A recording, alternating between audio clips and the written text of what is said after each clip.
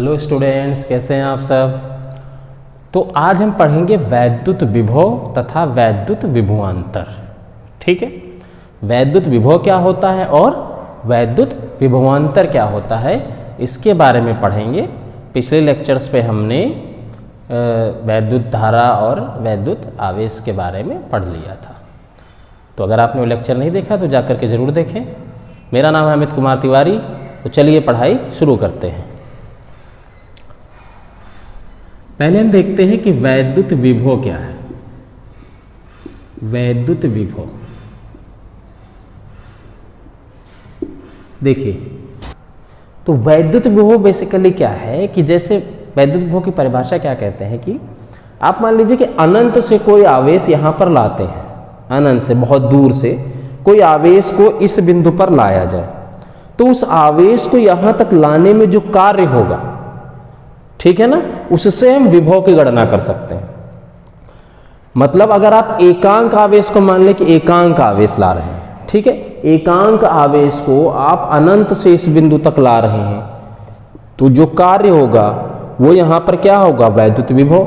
अब कार्य क्यों होता है, जैसे मान लीजिए यहाँ पर एक प्लस क्यू आवेश रखा हुआ है पहले से, अब आप कहीं से एक आवेश ला रहे हो तो कहते हैं इसका जो प्रभाव है ना, इसका जो बल है, प्रभाव, वैद्युत क्षेत्र जिसको कहते हैं, वो अनंत तक होता है।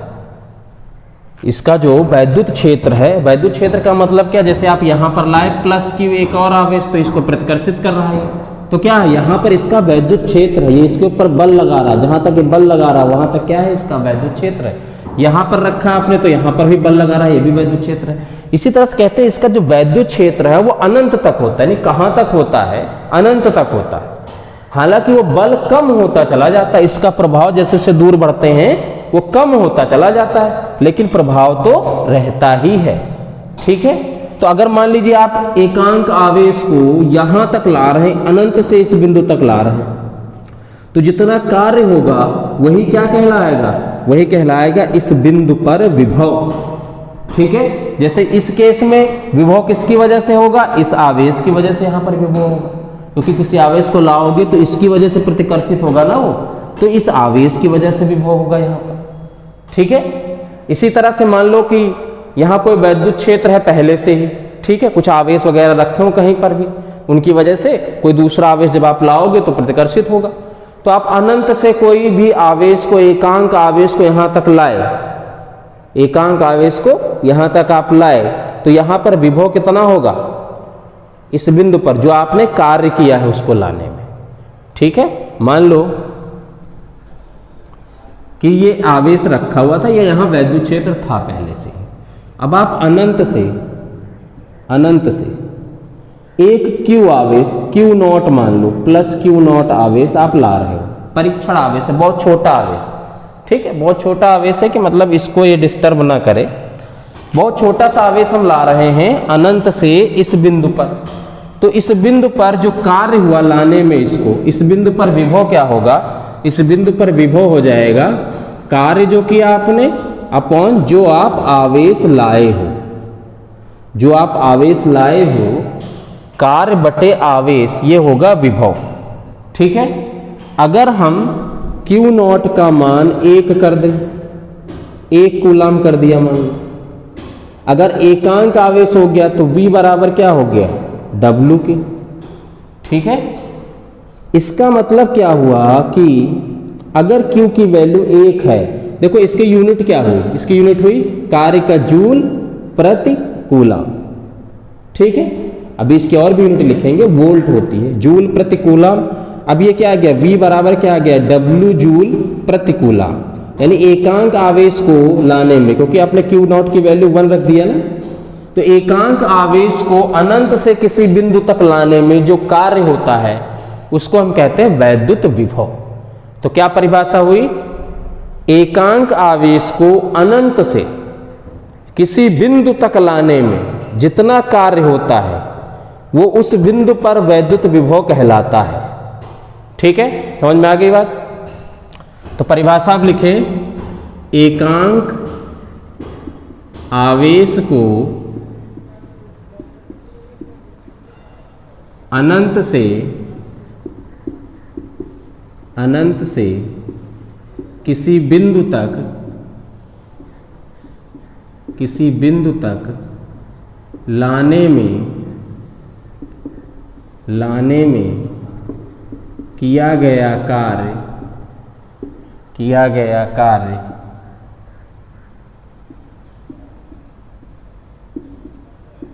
उस बिंदु पर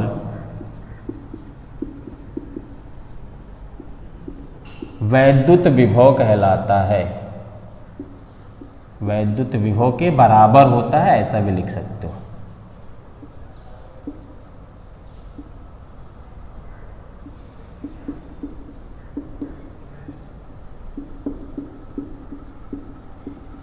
ठीक है। यदि Q आवेश को लाया, यदि Q0 आवेश को बिंदु P तक लाए,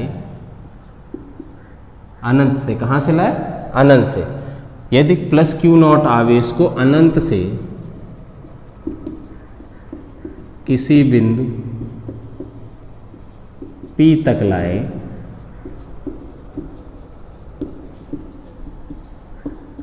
तो बिंदु P पर विभव कितना हो गया? V बराबर W/Q0। ये बिंदु P है मान लो, ठीक है। तो V बराबर W/Q0 और Q0 बराबर 1 कूलम अगर रखा तो V बराबर W, यानी एकांक आवेश को। ये डेफिनेशन बन गई इससे। ये आप लिखो या मत लिखो, ये जरूर लिखना है, ये और ये पॉइंट, ठीक है। अब देखिए जूल प्रति कूलम, इसी को हम कहते हैं वोल्ट या वोल्ट। वोल्ट को V से लिखते हैं। तो इसका SI मात्रक क्या हो गया? वैद्युत विभव का SI मात्रक वोल्ट होता है, वोल्ट V होता है। इसको वोल्टेज भी कहा जाता है एक्चुअली, इसीलिए हम इसको V से दिखाते हैं। वैद्युत विभव को भी V से दिखाते हैं और वोल्ट जो है उसको भी V से दिखाते हैं, इसको वोल्टेज भी कहते हैं, ठीक है। तो वैद्युत विभव को भी हम V से दिखाएंगे और इसके मात्रक वोल्ट को भी V से ही दिखाएंगे, ठीक है। तो ये हो गया SI मात्रक इसका वोल्ट। यह एक अदिश राशि है, जैसे वैद्युत धारा को हम अदिश कह रहे थे, उसी तरह से यह एक अदिश राशि है। तो परिभाषा हो गई, मात्रक हो गया, अदिश राशि है। अब इस मात्रक की परिभाषा लिखें। 1 वोल्ट की परिभाषा लिखते हैं। तो देखिए 1 वोल्ट बराबर क्या है? वोल्ट बराबर है जूल प्रति कूलम, यानी कि 1 वोल्ट बराबर क्या हो गया? 1 वोल्ट बराबर हो गया 1 जूल बटे 1 कूलम, है ना। 1 वोल्ट बराबर क्या हो गया? 1 वोल्ट बराबर हो गया 1 जूल बटे 1 कूलम। इसका मतलब 1 कूलम आवेश को किसी बिंदु तक लाने में अगर 1 जूल कार्य हो तो उस बिंदु पर विभव कितना कहलाएगा? 1 वोल्ट, ठीक है। अर्थात यदि 1 कूलम आवेश को अनंत से किसी बिंदु तक लाने में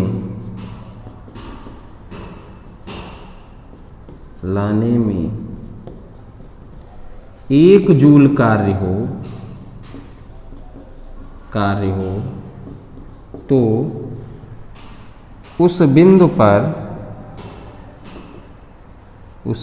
पर वैद्युत विभव 1 वोल्ट होगा। अभी इसकी परिभाषा एक और तरीके से भी हम लिखेंगे, ठीक है। 1 वोल्ट चाहे आप ऐसे लिखो या भी दूसरे तरीके से भी लिखेंगे 1 वोल्ट।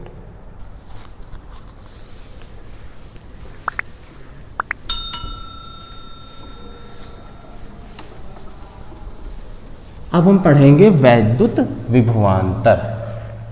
वैद्युत विभवांतर, ठीक है। वैद्युत विभवांतर क्या होता है? देखिए, मान लो कि आप अनंत से ठीक है किसी आवेश को बिंदु P पर लाए, बिंदु P पर लाए आप, तो जो कार्य करना पड़ा एकांक आवेश को बिंदु P तक लाए, तो आपको कार्य करना पड़ा। वो कार्य क्या होगा? यहां पर विभव हो गया, यानी इस बिंदु का विभव मान लो Vp है, ठीक है, Vp यानी बिंदु P का विभव, ठीक है। इसके बाद इसी तरह से आवेश को अगर आप किसी बिंदु Q तक लाए, Q तक लाए, ठीक है, बिंदु Q है ये, तो यहां पर क्या हो गया? विभव क्या हो गया? VQ हो गया, ठीक। बिंदु P पर लाए तो हमने विभव निकाले, मान लो इस बिंदु का विभव Vp है, इस बिंदु का विभव VQ है, ठीक है ना। चलिए, दोनों विभव में पता चल गए कि यहां पर एक बिंदु है, यहां पर एक बिंदु है VQ है, यहां पर एक बिंदु है Vp है। अब इन दोनों बिंदुओं के बीच अगर किसी आवेश को हम ले जाएंगे, ठीक है, तो कितना कार्य करना पड़ेगा? इन दोनों के विभवांतर के बराबर, ठीक है। समझ में आ गई बात? देखिए, इसको ऐसे भी समझा जा सकता है, अनंत पर विभव होता है 0, ठीक है। अनंत पर कितना विभव होता है? 0 होता है। अगर इसके पहले वाला जो आपने समझा था उसको ऐसे समझे कि अनंत पर विभव कितना है? 0 है, और इस बिंदु P पर लाए थे, विभव कितना था? Vp था, तो विभवांतर कितना हो गया? Vp माइनस 0, Vp तो बचा, ठीक है ना। समझ में आ गई बात? इसी तरह से यहां पर क्या है कि अगर मान लीजिए इन दोनों के विभव में कुछ अंतर है, ठीक है, आप इन दोनों के विभव में कुछ अंतर है और आप किसी आवेश Q0 को यहां से यहां ले जाते हो, आप Q0 आवेश को यहां से यहां तक ले जाते हो, तो विभवांतर क्या हो गया? अब देखो विभवांतर कितना हुआ, आप डेल्टा V से भी लिख सकते हो और V से भी लिख सकते हो, ठीक है। डेल्टा V से भी लिख सकते हैं इसको और V से भी लिख सकते हैं। तो ये बेसिकली क्या है? P और Q के बीच के विभव का अंतर है, ठीक है। P और Q के बीच के विभव का अंतर है, और ये बराबर क्या हो जाएगा? कार्य, जब P से Q तक आप आवेश को ले गए हैं, बटे आवेश, कौन सा आवेश ले गए, ठीक है ना। अब इन दोनों बिंदुओं के बीच ले गए हैं तो कार्य बटे आवेश। अब अगर हम यहाँ पर Q0 की वैल्यू 1 कर दें, Q0 की वैल्यू अगर 1 कूलम कर दें, तो डेल्टा V बराबर क्या आ गया? देखो, डेल्टा V बराबर आ गया WPQ, ठीक है ना। इसका मतलब अब यहां पर परिभाषा क्या हो गई? एकांक आवेश को दो बिंदुओं के बीच ले जाने में किया गया कार्य उन दोनों के बीच के विभवांतर कहलाता है, ठीक है ना। उन दोनों के बीच के विभवांतर के बराबर होता है। एक कूलम आवेश को, एकांक आवेश को दो बिंदुओं के बीच ले जाने में किया गया कार्य, ठीक है। समझ में आ गई बात? तो परिभाषा क्या बनी विभवांतर की? एकांक आवेश को दो बिंदुओं के बीच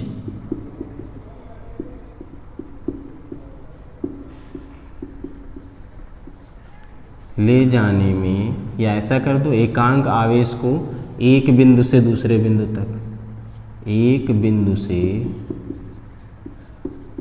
दूसरे बिंदु तक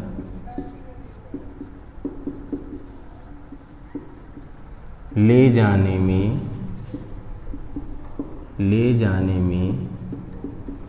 किया गया कार्य दोनों बिंदुओं के बीच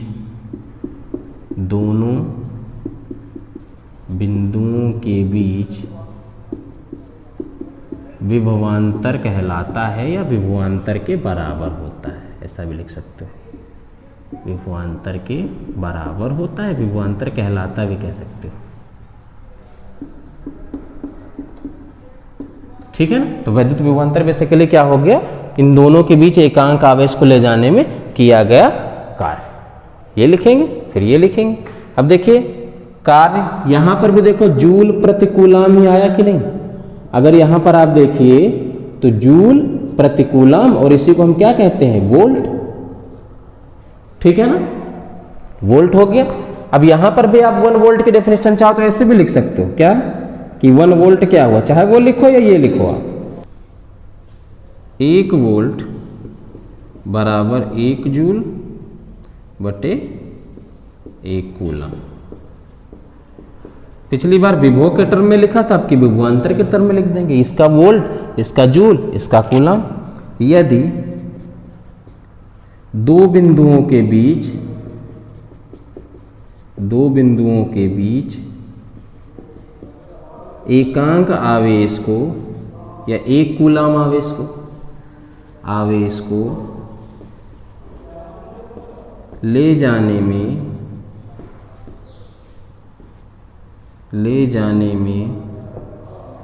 1 जूल कार्य हो तो दोनों बिंदुओं के बीच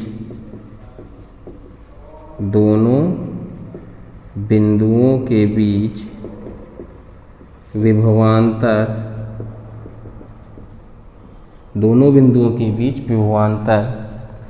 1 वोल्ट कहलाएगा। दोनों बिंदुओं के बीच विभवांतर कितना हो जाएगा, 1 वोल्ट होगा, या 1 वोल्ट होगा लिख दो, या कहलाएगा। ठीक है, समझ में आ गई बात। अब इसका मेजरमेंट कैसे करते हैं, ठीक है, तो इसका मेजरमेंट यानी इसको कैसे हम देखते हैं कितना वोल्ट है, तो इसके लिए हम एक डिवाइस यूज करते हैं जिसका नाम है वोल्ट मीटर। ठीक है, वोल्ट मीटर।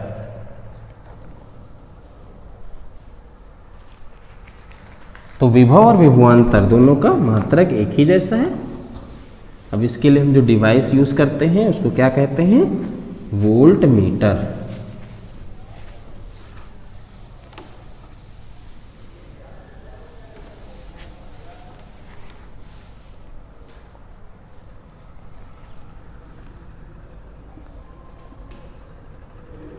दो बिंदुओं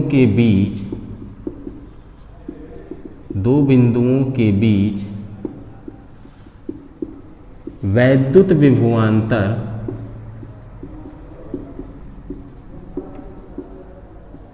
मापने के लिए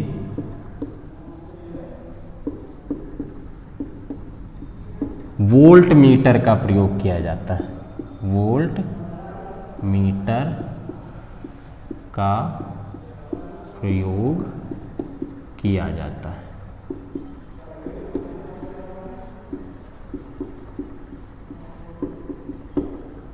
ठीक है, वोल्ट मीटर का प्रयोग करते हैं दो बिंदुओं के बीच विभवांतर नापने में। जैसे धारा को नापने में एमीटर का उपयोग करते थे, वैसे विभवांतर को नापने में वोल्ट मीटर का प्रयोग करते हैं, और इसे पार्श्व क्रम या समांतर क्रम में लगाते हैं। यानी कि आपको अगर मान लीजिए कि ये एक सेल है और इसमें धारा बह रही है ऐसे, तो पिछले वैद्युत परिपथ वाले में भी मैंने बताया था आपको, जैसे ऐसे धारा बह रही है और यहाँ पर दो बिंदुओं के बीच, यहाँ कोई प्रतिरोध लगाया या नहीं लगाया तब भी दो बिंदुओं के बीच आपको विभवांतर नापना है, तो यहाँ पर ऐसे वोल्ट मीटर को लगा देंगे। इसको कहते हैं समांतर क्रम में। अगर धारा नापनी है तो एमीटर को श्रेणी क्रम में लगाते हैं ऐसे प्लस माइनस, वैसे वोल्ट मीटर को ऐसे प्लस माइनस लगाते हैं समांतर क्रम में। जिन दो बिंदुओं के बीच विभव का अंतर नापना है ना, उन्हीं दो बिंदुओं से इसको जोड़ देते हैं ऐसे समांतर क्रम में। ठीक है, यहाँ पर देखो इसी के साथ लगा दिया गया, यहाँ पर अलग से लगाया गया है, एक तार ला के यहाँ लगाया, एक तार लगा के यहाँ लगाया। ठीक है, तो वोल्ट मीटर को, ये इंपॉर्टेंट पॉइंट है, वोल्ट पूछा जाता है, वोल्ट मीटर को परिपथ में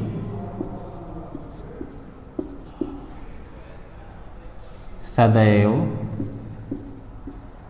समांतर क्रम में, समांतर या पार्श्व भी बोलते हैं, पार्श्व क्रम में संयोजित किया जाता है या जोड़ा जाता है या लगाया जाता है, संयोजित किया जाता है। ठीक है, तो वोल्ट मीटर को हम पार्श्व क्रम में संयोजित करते हैं। ठीक है, अब एक जैसे कि एक न्यूमेरिकल देख लेते हैं। अच्छा, एक चीज और यहां पर आप ध्यान रखना, वोल्ट मीटर विभवांतर को नापता है और सेल या बैटरी विभवांतर देते हैं। इन दो बिंदुओं के बीच में विभव का अंतर क्यों है? क्योंकि आपने यहां सेल से कनेक्ट कर रखा है, इसको सेल से जोड़ रखा है। तो बैटरी और सेल का काम क्या है? विभव देना, और वोल्ट मीटर का काम क्या है? विभव को नापना। ठीक है, बैटरी या सेल का कार्य क्या है? विभव देना। ठीक है, कि विभव देता है सबको ये बैटरी या सेल, और वोल्ट मीटर का काम क्या है? विभव को नापना, उस विभव को नापना वोल्ट मीटर का काम है। ठीक है, देखिए जैसे मान लीजिए कि क्वेश्चन है,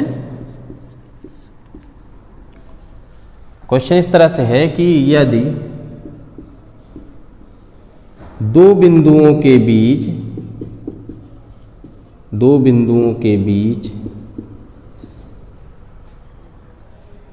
10 माइक्रोकूलाम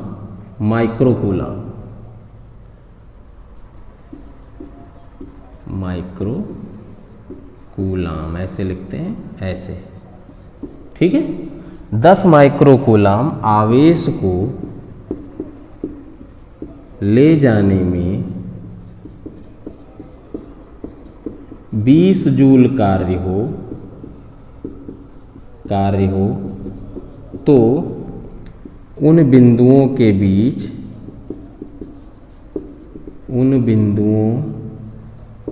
बीच विभवांतर ज्ञात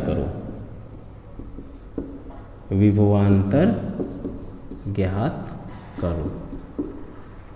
अगर एक बिंदु से दूसरे बिंदु तक ले जाने में 20 जूल कार्य हो, कितना आवेश ले जा रहा है? 10 माइक्रोकूलाम। तो विभवांतर, अभी हमने फॉर्मूला देखा, विभवांतर बराबर कार्य बटे आवेश। तो यहां पर देखिए कार्य कितना दिया है? 20 जूल, और आवेश कितना दिया है? आवेश दिया है 10 माइक्रोकूलाम। तो इसको कूलाम में बदल लेंगे, तो 10 गुणे 10 की पावर -6 कूलाम। माइक्रोकूलाम को बदलेंगे कूलाम में। ठीक है, अब देखिए इसको, कार्य 20 बटे 10 गुणे 10 की पावर -6, ये पावर ऊपर चली जाएगी तो क्या होगा? 2 × 10⁶ वोल्ट। ठीक है, इस तरह से हम इसको निकाल सकते हैं। एक और क्वेश्चन देखते हैं।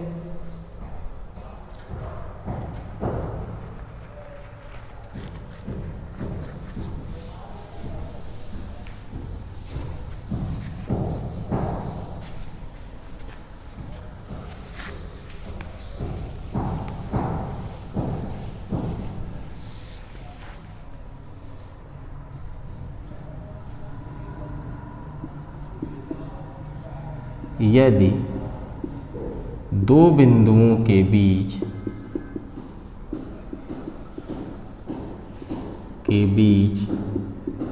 विभवांतर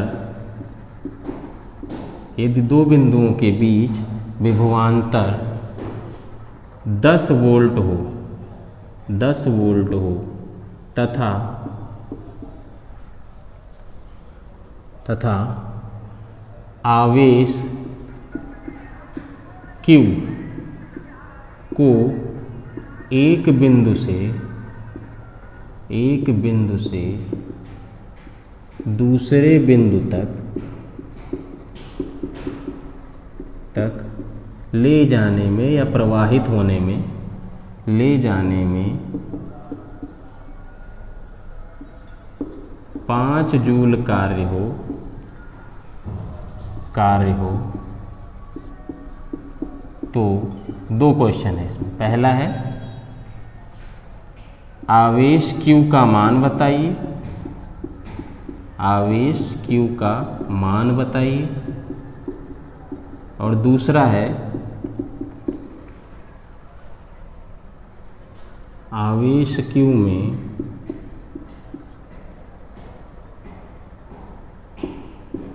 उपस्थित धन आवेशों या ऋण आवेश हो, चाहे धन आवेश हो चाहे ऋण आवेश हो।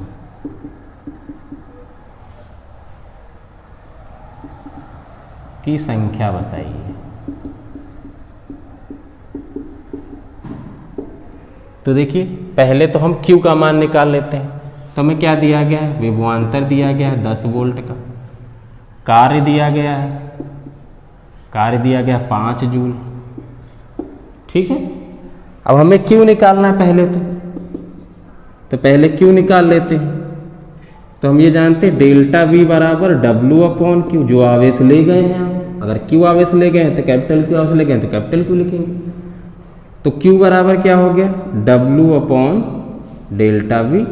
W कितना है 5, डेल्टा V कितना है 10, यानी आवेश कितना हो गया 0.5 कूलम। ठीक है, ये तो आ गया आवेश। अब आपको क्या कह रहे हैं, इस आवेश में ऋण आवेश हो या धन आवेश हो, मतलब इलेक्ट्रॉनों की संख्या, एक तरह से इलेक्ट्रॉनों की संख्या आपको बतानी है। तो देखिए धन आवेश और ऋण आवेश की संख्या तो हम क्या जानते हैं, Q बराबर NE, तो N बराबर Q/E। Q कितना है 0.5 और E कितना होता है, E बराबर होता है 1.6 10⁻⁻19। इस तरह का क्वेश्चन तो पहले वाले लेक्चर में कर चुके हैं ना, तो सबसे पहले वाला लेक्चर था। इसको सॉल्व कर लेंगे और आंसर आ जाएगा।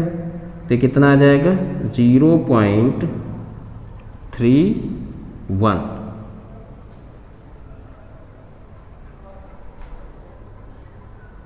इंटू 10 की पावर, इस पावर को ऊपर ले जाएंगे 19, या इसको आप ये भी लिख सकते हो 3.1 इंटू 10 की पावर 19। ठीक है, इस तरह से इस क्वेश्चन को हम सॉल्व कर सकते हैं। ठीक, तो मिलते हैं अब अगले लेक्चर में। हम पढ़ेंगे वैद्युत परिपथ क्या होता है। ठीक है, वैद्युत परिपथ को, जब वैद्युत परिपथ में हम कोई चीज़ लगाते हैं यानी बैटरी, कुंजी, स्विच वगैरह, तो उनको कैसे प्रदर्शित करते हैं, एक परिपथ कैसे बनाया जाता है। ठीक है, उसके बारे में हम पढ़ेंगे और फिर उसके बाद ओम के नियम के बारे में पढ़ेंगे। ठीक है, तो मिलते हैं अगले वीडियो में।